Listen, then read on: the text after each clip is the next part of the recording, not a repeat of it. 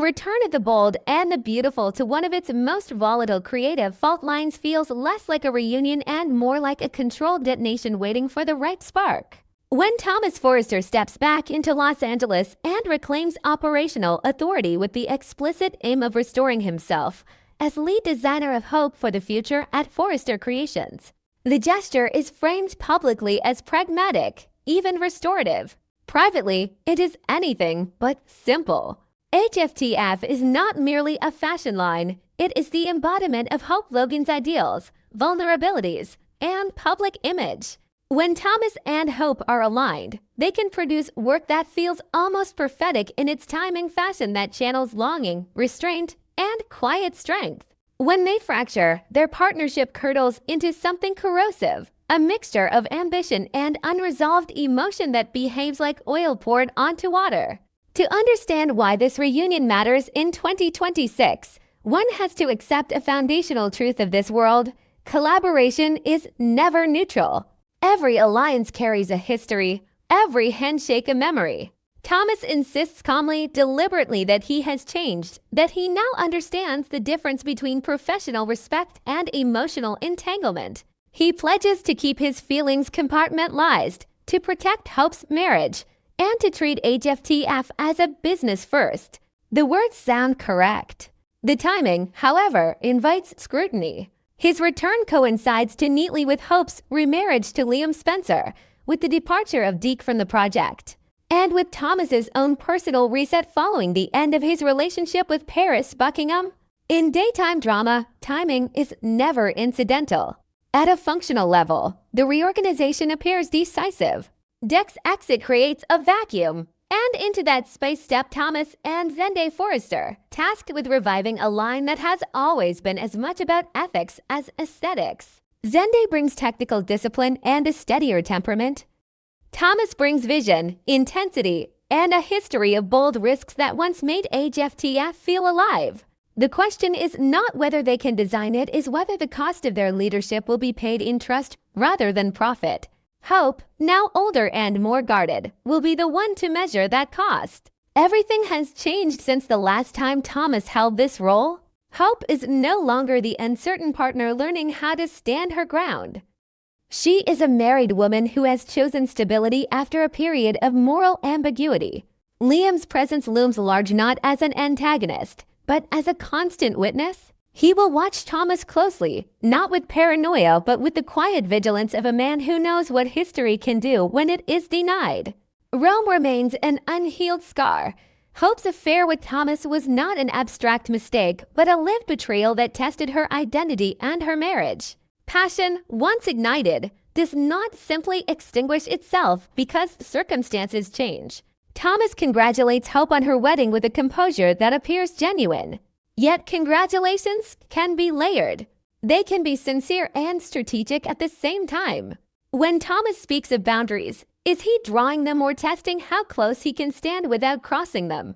He claims to respect Hope's marriage, but respect does not erase longing, it only disciplines it. And discipline, when fueled by unresolved anger, especially anger toward a father who ended a marriage with Taylor Hayes, can turn brittle.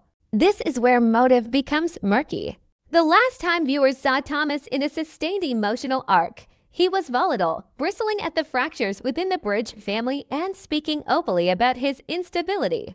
Then came the apology to Brooke Logan, measured, almost serene. Apologies can be genuine. They can also be transitional masks worn while a new strategy takes shape. Has Thomas truly forgiven his father for dismantling his parents' marriage, or has he simply postponed that reckoning? Forgiveness that is rushed often returns as resentment. The suspicion deepens when one considers the sequence. Hope and Liam reunite and recommit. Thomas ends things with Paris.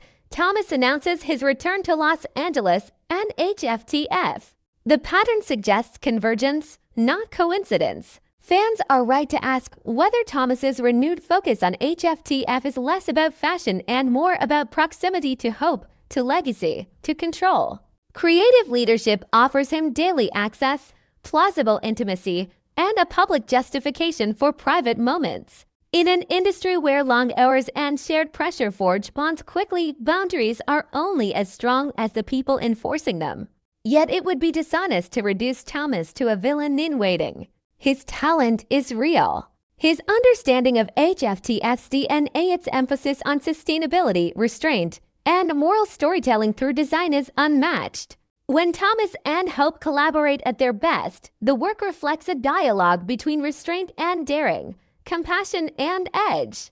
Zen's inclusion could act as a stabilizer, creating a triangle of accountability that diffuses intensity rather than concentrating it. If Thomas has truly matured, this structure could finally deliver what HFTF has long promised: relevance without scandal. Hope's dilemma is acute because she has fewer choices than it appears. Removing Thomas outright would be read as punitive and fearful. Embracing him uncritically would be naive. She must lead without appearing threatened, enforce boundaries without escalating them, and trust her instincts without projecting her past. Liam's watchfulness, though protective, could become another pressure point if it reads as distrust of Hope's agency. The marriage's strength will be tested not by overt temptation, but by 1,000 small decisions: who stays late, who approves which sketches, who claims authorship when applause arrives. The year 2026 then becomes a referendum on growth Thomas's, Hope's, and the institutions. If Thomas's calm is genuine, he will accept limits, share credit, and allow Zende to temper his instincts. He will confront unresolved anger with honesty rather than sublimation. If it is performative, cracks will appear quickly. Impatience framed as passion, secrecy framed as efficiency, jealousy reframed as concern. The audience will see it before the characters do. There is also the matter of Paris's absence. Relationships do not end cleanly in this universe, they echo. Thomas without Paris is not merely single, he is unmoored. Does HFTF become a substitute intimacy, a place to redirect longing into work? That can be healthy or hazardous, depending on self-awareness. And self-awareness has never been Thomas's default setting. What makes this arc compelling is that disaster is not inevitable. The writing leaves space for a different outcome, one where Thomas proves that growth is not an apology but a practice, repeated under pressure. One where Hope asserts leadership without sacrificing compassion. One where Liam trusts without disengaging. In that version, HFTF thrives because it integrates accountability into creativity, not because it avoids history, but because it metabolizes it. Still, fans are right to keep their eyes open. In the bold and the beautiful, peace is often a prelude. The question is not whether tension will rise, but how it will be framed: romantic relapse, professional betrayal, or a genuine test of reform. If Thomas has returned with a hidden agenda, it will reveal itself in choices that privilege closeness over clarity.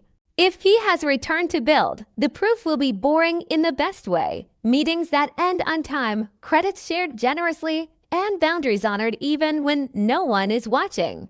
As 2026 unfolds, the Taupe partnership stands at a crossroads that mirrors the show's larger themes: whether people can change without erasing who they were, and whether love can survive proximity to its own past. The runway will show the designs. The quiet rooms will show the truth. Fans should watch both. Electra did not begin helping Dylan because she believed she was doing something extraordinary.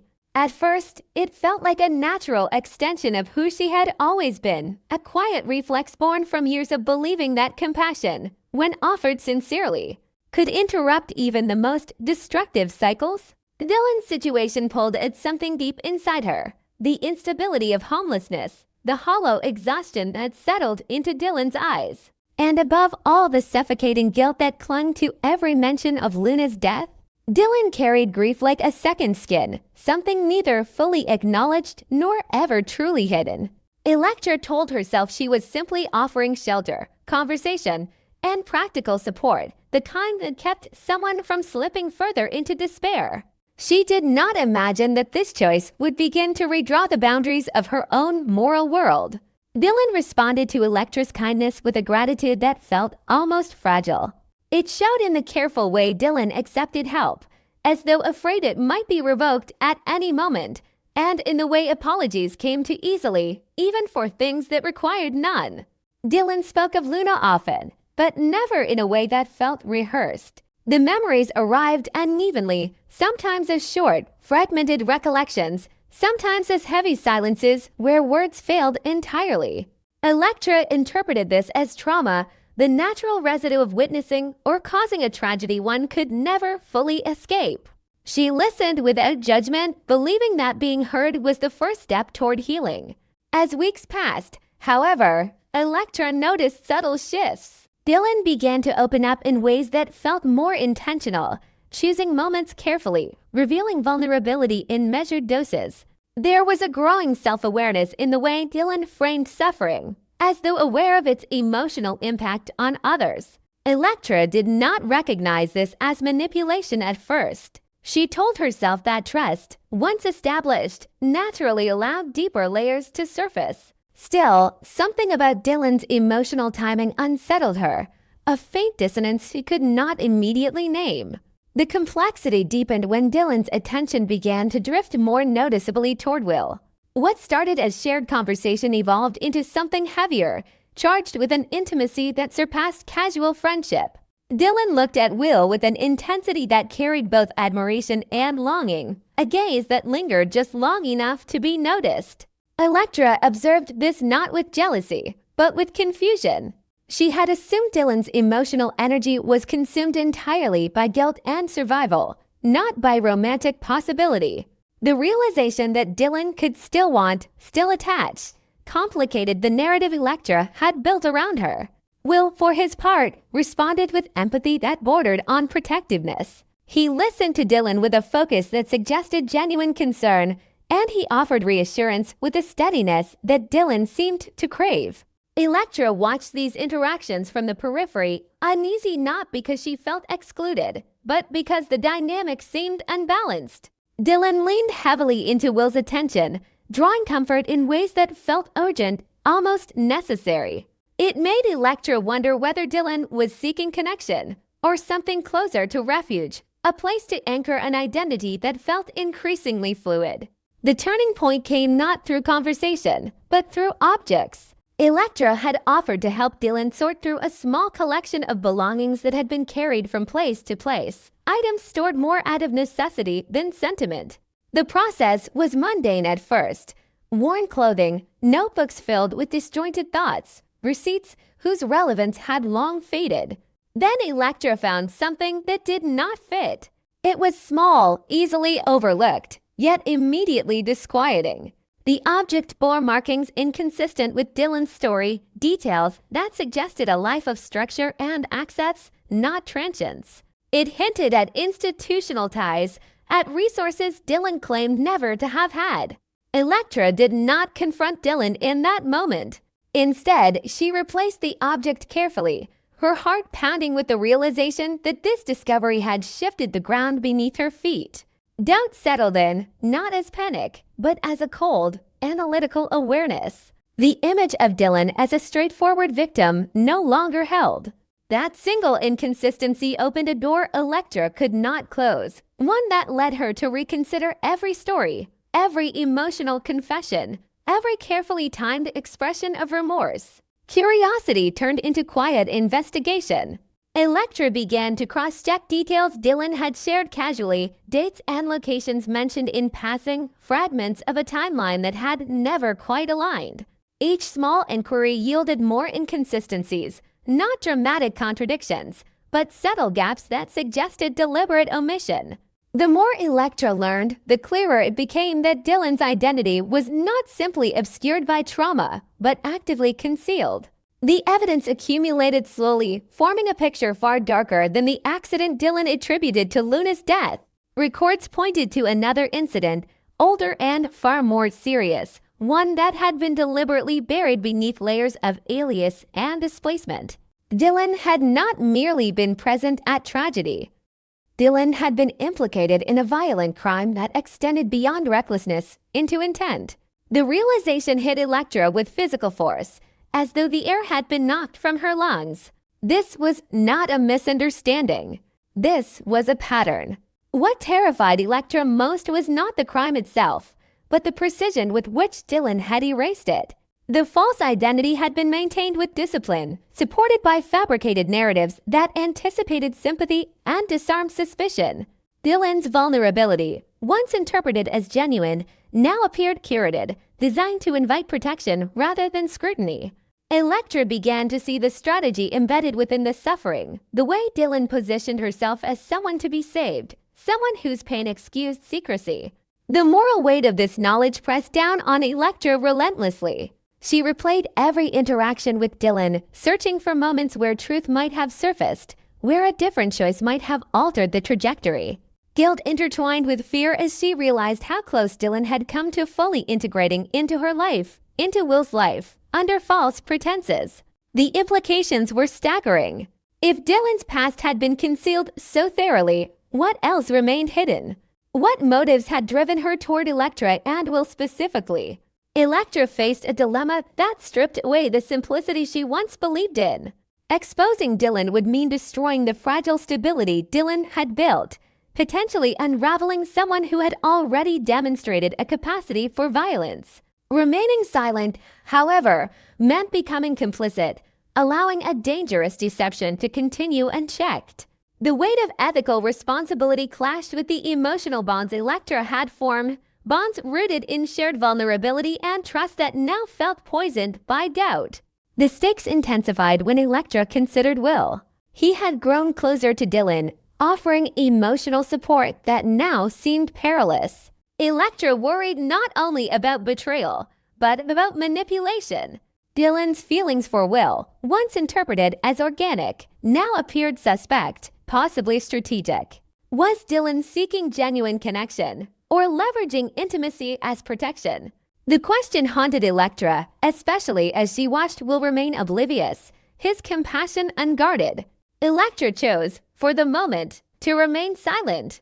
It was not a decision born of fear alone, but of calculation. She needed time, clarity, and a way to protect Will without provoking Dylan prematurely. She understood that confronting Dylan without preparation could escalate the situation, pushing someone already skilled in deception into desperation. Silence became a temporary shield, though it cost Electra dearly. Her interactions with Dylan changed subtly. Warmth gave way to restraint, curiosity replaced by vigilance. Electra listened more carefully, watching for slips, testing boundaries without revealing suspicion. Dylan, perceptive as ever, seemed to sense the shift, responding with heightened attentiveness, a renewed emphasis on gratitude and remorse. The dance between them grew tense, layered with unspoken knowledge. Electra's internal conflict intensified. She wrestled with the possibility that Dylan, despite everything, might still be capable of change. The evidence was damning, yet Electra could not entirely extinguish the empathy that had drawn her to Dylan in the first place. She questioned whether justice demanded exposure or whether mercy could coexist with accountability. These questions offered no easy answers, only deeper uncertainty. The atmosphere surrounding the three of them became charged. Will noticed Electra's distance, though he misread it as fatigue or concern unrelated to Dylan. Dylan noticed too, interpreting Electra's caution as fragility that required reassurance. Each glance, each pause in conversation carried weight, signaling fractures beneath the surface. The house that had once felt like a place of refuge now vibrated with tension. Electra understood that her silence could not last indefinitely. Truth, once uncovered, demanded reckoning. She saw it in Dylan's careful smiles, in the way Dylan adjusted narratives mid-sentence, in the subtle defensiveness that surfaced when questions edged too close to reality. A confrontation loomed, unavoidable and potentially explosive. Electra prepared herself mentally, knowing that when the moment came, there would be no path free of damage. For now, she waited, watching, gathering strength. Her eyes, once soft with compassion, now held a guarded intensity that Dylan could not fully ignore. In that gaze lay the promise of an ending to this fragile equilibrium, a future where secrets would be dragged into the light whether Dylan was ready or not. The choice Electra had made was not peace, but postponement. And in the quiet between words, it became clear that this story was no longer about rescue or redemption, but about truth. and the irreversible consequences that truth would bring when finally spoken.